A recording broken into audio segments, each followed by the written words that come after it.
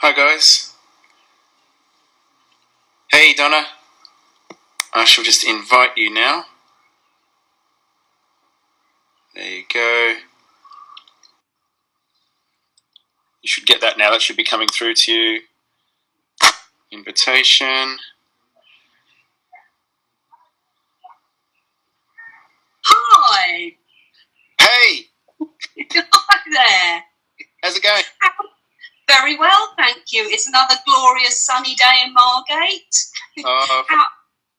How are things? How are things in your neck of the world?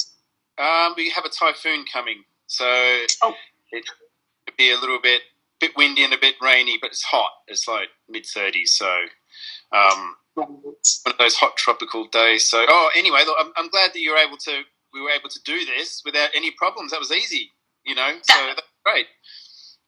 Very smooth. Well, thank you for joining me today. I know you and I have interacted on Instagram, but it's I've never spoken to you, so this is a real pleasure for me to actually meet you. I know. I kind of feel like we already know one another, but hi. Yeah, exactly. Yeah, it feels like that. So now we're actually talking for the first time. So it's a little bit strange, but not really, if that makes sense. Yeah. Yeah, absolutely. So things are, now that you're opened up again in the UK, are things going okay for you now again in your practice?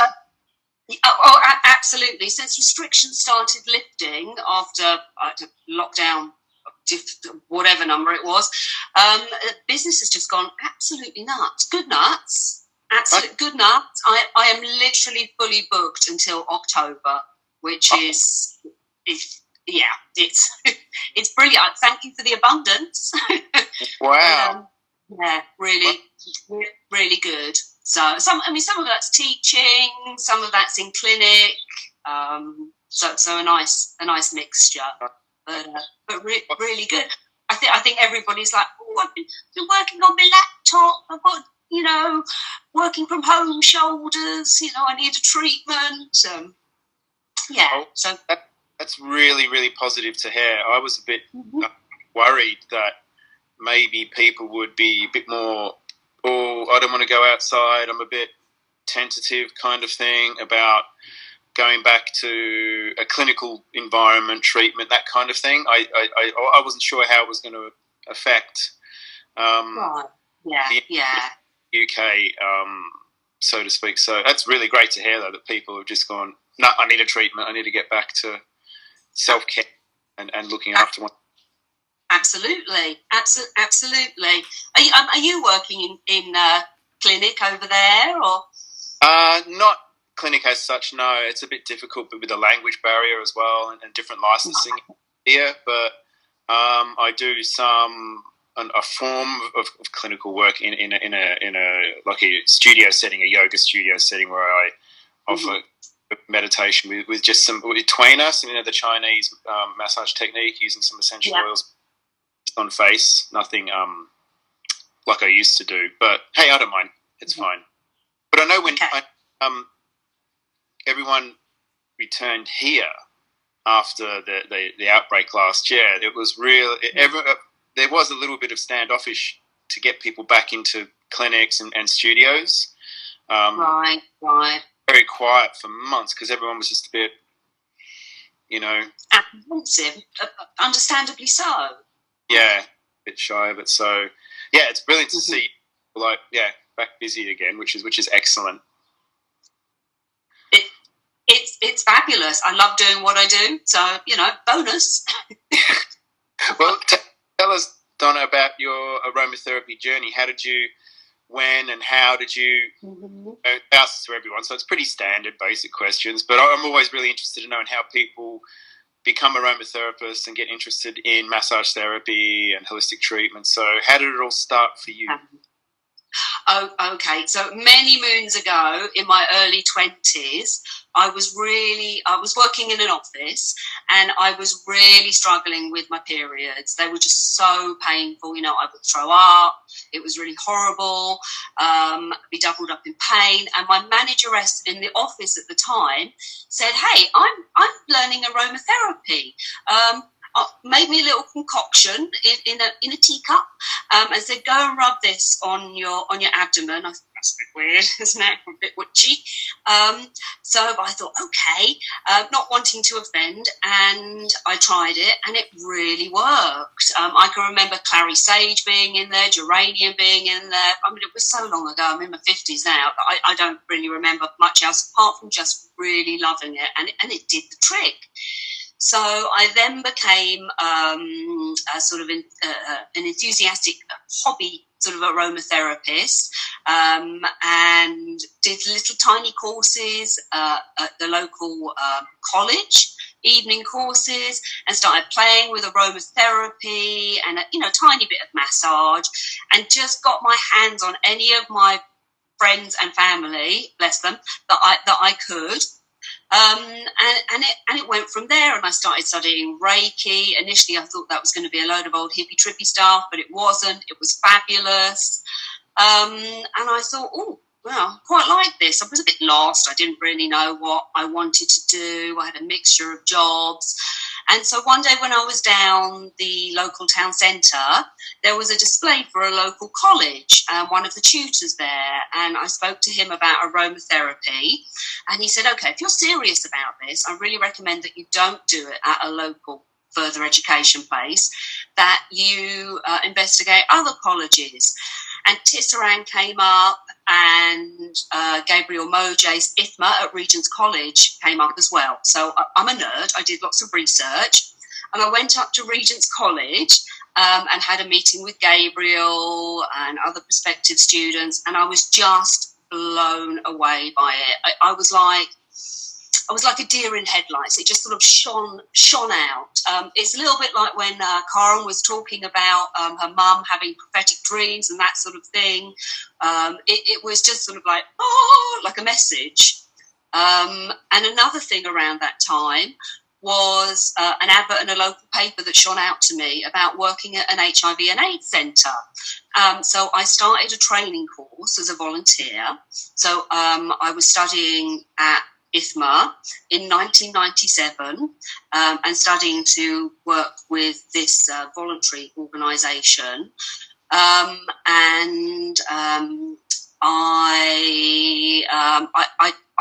I was absolutely just blown away by Gabriel's teaching with the Chinese medicine and actually the massage. When I originally signed up for the course, I thought aromatherapy, but don't really want to do this massage stuff. But when I started learning it, I think my love of massage overtook my love of aromatherapy. They're about sort of even now. Okay. Absolutely loved it. It was Ruth Smith, Carola Beresford and Alan Stewart, and it was just awesome.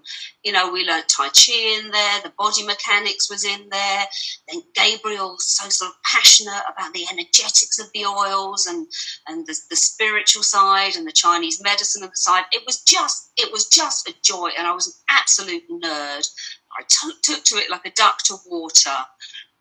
So when I qualified with IFPA, then a position became available as a therapist with this HIV and AIDS organisation.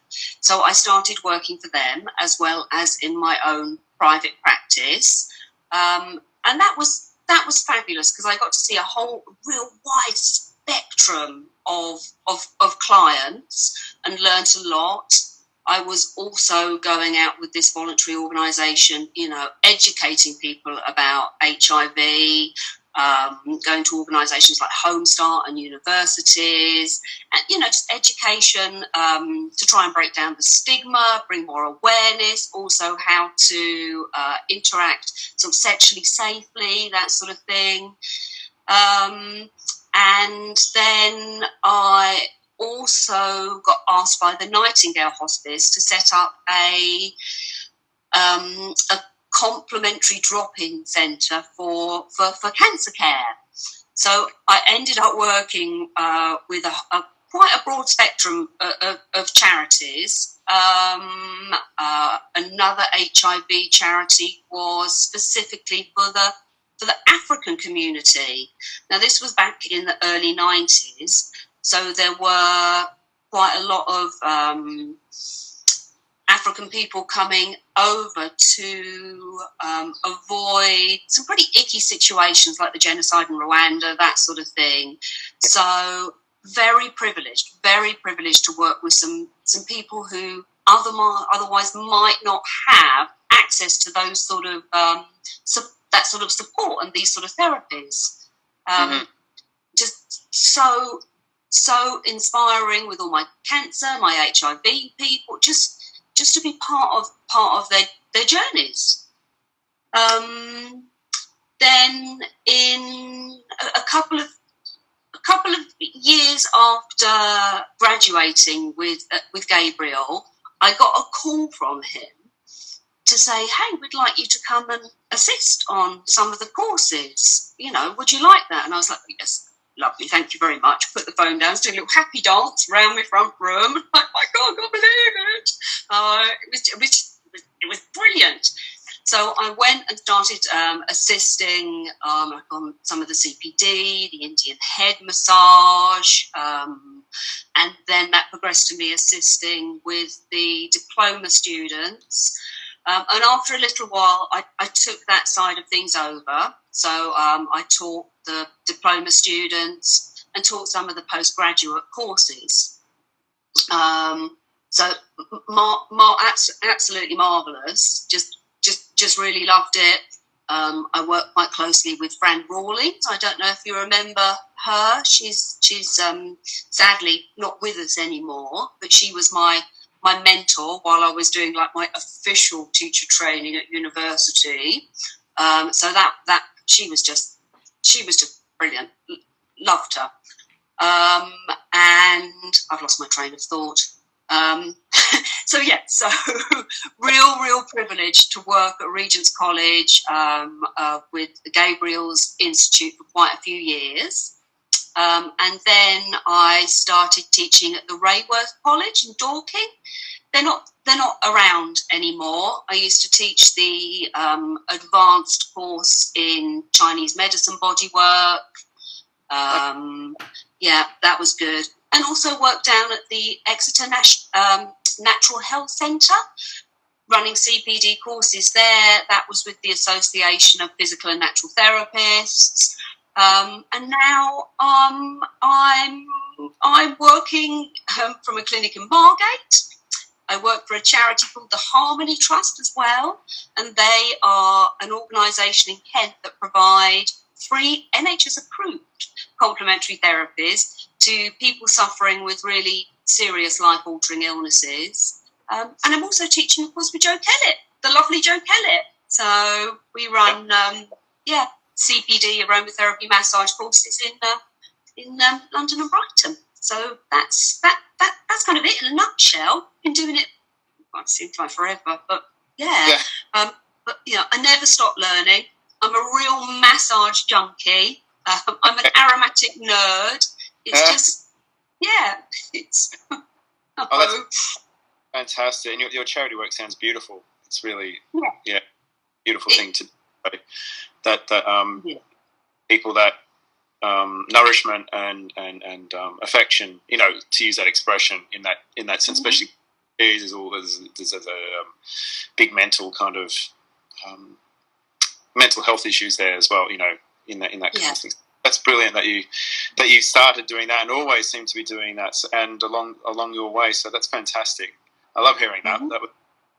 It's always interesting to see how we all kind of fall into these things and without thinking about it, isn't it? Especially yours started from a personal health issue kind of thing and being a bit initially skeptic of it. It's wonderful to see where you are now. That's fantastic. And you mentioned that you studied Reiki. Is there any other therapies that you, with Reiki and anything else that you kind of incorporate with aromatherapy, or do you keep them relatively separate, like the Reiki separate or do you kind of blend them all together? No pun intended. Brilliant.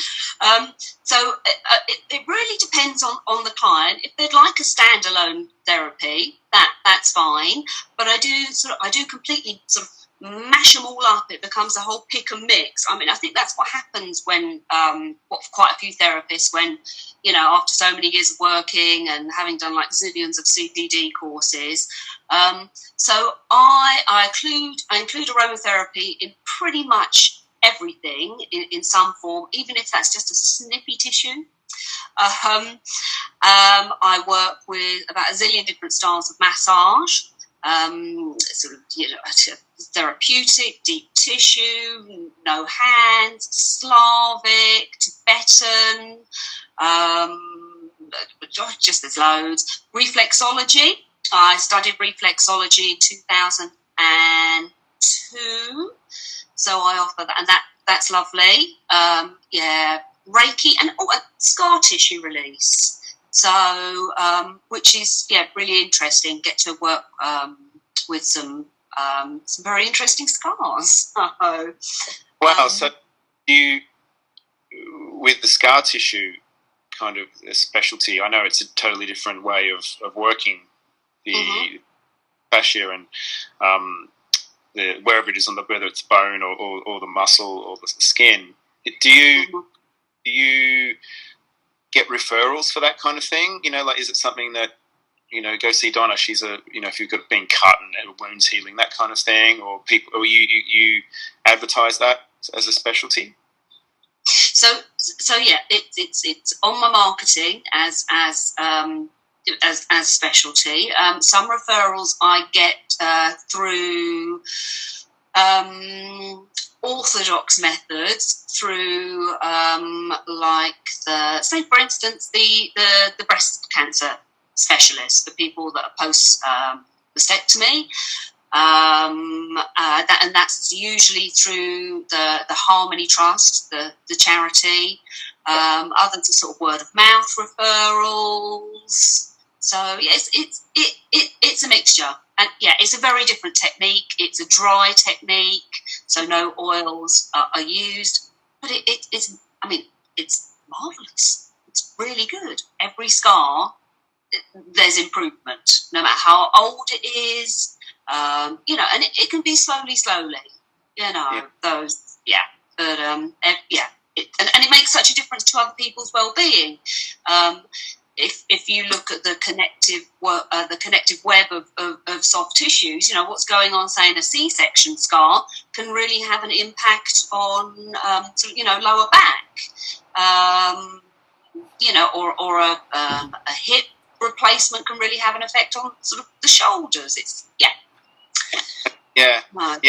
I find it fascinating that the scar massage kind of technies and application. It's something that I'm just personally kind of fascinated in that, because I've seen different videos and whatnot of it, and it actually does really work. It's like it's fantastic. I'm still amazed sometimes with any of the therapies I practice. Occasionally, I have a bit of an OMG moment, like, oh wow, this stuff, it really works. I mean, what? It's always pleasant. I'm like, why am I surprised by that? Yeah, exactly. And with your cancer training, it's always kind of a grey area, isn't it? When people in the public, I remember I did the wellness program through Neil's Yard, CPD, a few years back, and you always end up having these with disagreements with people. You can't massage or touch people when they've got cancer. I said, well, you can. It's just knowing how to do it. And I found with oils, though, a real challenge with people with cancer. How do you approach that? Or do you just sometimes, I'm not using oils, or it just depends, depending on your client? Okay, so it depends. It depends on the client. I mean, obviously, depending on where people are at in their treatment and the type of treatment that they're receiving or have been receiving. Obviously, if it's something like, they're having radiotherapy, you stay away from that area, and you'd work with very gentle, safe oils, like lavender or chamomile or something like that. You'd avoid the ones which could be potential skin irritants. You're not going to put lashings of lemongrass or cinnamon on them or something. So work in low dilution. But I try and include aromatherapy as much as possible. And during the consultation, I work with the clients, very much so. Like we consultation, I pull out quite a few appropriate oils. We smell them together, and they choose. And then I give them a little bit of information about them, so as that they feel empowered and part of their treatment. And it helps to give them, just a little bit of an education. I'm not giving them a mass, big Gabriel lecture on oils or something. They've come to chill out. But it's so beneficial. Again, even if the oil is just on a snippy tissue, and not topically, applied topically, very valuable. And then I might send them away with an inhaler or something. Always try and include oils. Okay, that's cool. That's really. How about in any Reiki? Do you also try and use that as an energetic kind of stimulant as well? Okay, well, do you mean with my cancer people, or just in general? General with Reiki, yeah, just kind of in general.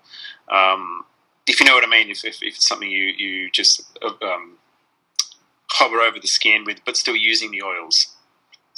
Right, okay, so if I'm doing a standalone Reiki treatment, I will apply some oils to a tissue so that the client has got that experience. Sometimes, I pop a little drop on my skin, even though we shouldn't put the needle on the skin. As a silly aromatherapist, maybe just one drop on the skin and then sort of having them inhale them. Most of my Reiki, I work hands-on. So yeah, and I wouldn't with Reiki. I wouldn't say like I'm some sort of fanatical spiritual healer or something. I use it a lot in conjunction with my body work. As we're all holistic therapists, I'm a great believer in the physical combined with the energetic. So it's just such a great marriage. So yeah. And I'm sorry to pry about that. Everyone. That's a personal thing because I'm really interested in Reiki at the moment. So and I've been to a few people in Japan actually. So about one day I want to get over there and learn it. But yeah, I love hearing people aromatherapists incorporate it into their practices, into their kind of in body work as well. So yeah, thank you for that. I think that's cool. I always get to this point in the conversation where I have to ask everyone, what are some of your favourite oils or oil blends? Last week was like, I'll give you a blend kind of thing, and Karen was like that as well. So you don't have to be specific because I know it changes all the time. But what are some of your personal ones as well, and also some that maybe you'd like to use in treatment? Okay. I'm glad you've said some because, and it's a really tough question, and it's in constant flux. I would say that my personal long-time favourites are things like spikenard, and some of the more perhaps pricey ones like champa, mitietta, tuberose. Those sort of real, just exotic, yummy, remind me of travelling in India, just gorgeous oils. In lockdown 1, my favourite oil was bay laurel. Okay. Now that Joe and I have we just did our advanced back, neck and shoulders course, and we introduced a pink pepper. Oh, God, yum. So lovely. So I have like my go-tos, but my favourite blends change every day. For instance, every morning I give myself a full body massage after a shower with whatever oils I'm choosing, depending on what I feel like that day. Today it was petite grain, frankincense, and Mei-Chang. So it's just, it's a big answer. Yeah. I know it's always a tricky one. It's like, what's your favourite film or what's your favourite song? I always like to include oils into those categories because your mood changes, and as we age, we feel different. Sometimes we want to reminisce, and sometimes a bit melancholic. We're kind of, what's something new I can explore. So I understand it's always a very difficult kind of, I suppose, depending on mood. Like for example, I've said this before on a different lifestyle, but I never bonded with any of the citruses at all until now. Right. Really. Oh, I don't mind lemon now, that kind of thing. So I you mature, don't we? And things that we didn't like we all of a sudden do like. It changes. Absolutely. And the way I work with clients, getting them to choose the oils, means that they come up with some amazing blends, which I would never put together. It just... So I'm like, well, okay, you want peppermint and ylang-ylang together? Okay, let's go with it. So yeah, it's great. Yeah, it's good. It's getting your client to lead you sometimes, isn't it, on what they like as well? Because you might go, really? Okay. We'll do it. Yeah. Oh, yeah. Oh. Well, in the same breath, what are some of your least favourite? Oh, okay. Anything with an aniseedy smell to it. So fennel, star anise is not too bad. Things like fennel, all the ones which typically are good for menopause, which I'm experiencing. My body's just like, thyme, sweet marjoram. But again, that changes. It's like sisters. I hated that initially, and now I'm like, a drop of it in the right place with the right synergy, and OMG, divine. Okay. Yeah. I can see that. I can see sisters particularly, isn't it? It's kind of it's something I haven't gone to for a while myself, but I know what you mean. Yeah. What's your least favourite oil? Good question. Least favourite. Well, if you asked me last year, would have been definitely any of the citruses, but now I'm really kind of into my citruses again. Ones that I'm pretty easygoing. I'm a bit funny. I love valerian even. Like, oh yeah, yum. I love it, and I know that's the Marmite of oils, really, isn't it? You either kind of love or hate it. I used that in clinic once, back on the Isle of Wight where I was working, and I kind of got bollocked by the owner of the clinic because the whole place stunk, and he really... It's intense. One of my clients went home after using it and was told they smelled like dead bodies. So I won't use that again then. Yeah, but I used to find it really effective. That really, like, one of the most sedating oils that I could use on anyone that really needed pain relief. I used to work with a client. She had Parkinson's, and she was really, quite jittery, quite in a lot of pain, and also because of Parkinson's, she lost the sense of her smell. So I was able to use full valerian at 2.5%, and within 10 minutes she was asleep. She was just out, and it's really something. Yeah, I had to make sure she got picked up, for that reason alone. And she would always have for 2 nights like the best sleeps. So it kind of really did work. That's why I kind of fell in love with it myself, because I could see it working on people, and that was really good.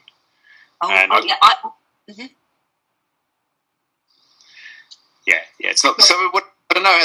I'm pretty easygoing in that respect. I suppose I'm not a huge rose fan. Now, I know that that's very controversial. I love roses, but as an essential, yeah, it's okay. It's okay. Love it. I love the flower. You know, I absolutely adore the rose flowers, and but yeah, it all varies, I suppose. But I was going to say, Donna, if you mentioned a pepper before. Yeah. Have you ever tried Szechuan pepper? You know, the Chinese. Yeah, not as an aromatic. Does that take it to another level? As a herb, we've had it in different Chinese foods, and living here, you have it all the time. But I tried it at the Shanghai Aromatherapy Expo, and as an oil, and oh my God, it's next level. So if you love pepper, I'll right. send you some. If you look, it's so energizing. It's totally opposite to valerian. So brilliant. Yeah, I'll see what I can do. Okay, no, it'd be lovely. Thank you. Yeah, that's. If you could send over some of that food that I see you posting many pictures about as well, that would be fabulous. I'm always dead jealous and drooling. Having lived in Asia for quite a few years, I'm like, oh, David, stop posting those pictures. I'm sorry. Yeah, I'm sorry. It is an addiction. I have calmed myself down with my food photos. It's really bad. It's like I'm constantly got my camera out. I'm terrified. I'm like, what am I doing? I've got to calm this down. I just get overly excited. It's mainly, as you know, with the aromatics and the smells of it as well. It's just like, I'm pretty spoiled. Yeah, do miss a good street food market. So, yeah. Where did you live in Asia? Oh, okay. So I lived in Thailand for about 3 years, and Indonesia for a year. Okay. Yeah, and I taught. I took a bit of a break from doing what I do now, and I taught diving, rescue diving, and emergency first response, and ran some diving resorts. So, yeah, so still teaching, just underwater. Oh, wow. Yeah. Oh, that's amazing. Bit different. So, yeah. Do you still practice that? Sorry, do I still dive? Yeah. I haven't been diving in England. It's really cold water, so I would say so not for a few years, but when the pandemic is all when it's settled a bit more, let's I hope to get back out there somewhere warm. Yeah. Yeah. Oh wow. So, sorry everyone, we went off grid then. We're talking about diving, but it's something I've never done, and it's something I really do want to do one day. It's on my bucket things to do before I go. So yeah, I'll be definitely speaking to you about that again. Brilliant. It's just like meditation underwater. It's just Actually, the last thing on the diving thing, yesterday in Dubai, they've opened the world's deepest pool. Purely for divers, and it's like 200 feet down, and they've made caves and everything that you can go diving in. It's divers, but indoors. Oh, wow. Okay. All right. Yeah, I'll go Google that. Yeah. Oh, anyway, sorry, I'm rabbiting on now. Donna, thank you so much for today. Thank you. It's been lovely. Yeah, it's been lovely to talk with you and finally officially meet you as well. So thanks for everything and telling us about your aromatherapy and holistic journey. Is it okay if I pop your details in the comments below as well? Reach out to you? Yeah, absolutely. That's absolutely fine. So cool. Lovely. It's been. I would just like to say I really enjoyed this sort of series of interviews that you've been doing with people. It's just such so lovely to have more of an in-depth and a little bit of a personal insight into a lot of the members and the aromatic community. It's that's cool. Yeah, we can't all meet up in person, but in some ways I feel that these sort of restrictions have actually helped me feel more connected with the community, and Yeah, it's really nice. Thank you. Thanks, Donna. It was one thing that I started off like doing the IFPA members, you know, and then Gabriel kind of suggested let's branch out into, you know, just the IFPA community in general. So, yeah, no, I'm glad you're enjoying it. I am as well. Like meeting you because we are, but we've never spoken. So that's kind of weird in that sense. But now it's great that we can finally talk. So I'm glad you enjoyed. Oh, cool. And thanks for everyone joining in today. And yeah, Donna, you and I will keep in touch. That's for sure. Brilliant, lovely. That'd be a pleasure. Thank you, David. Thanks so much. Have a lovely rest of your day. You too. Thanks very much. Okay, thanks. Bye. Bye. Bye. Bye.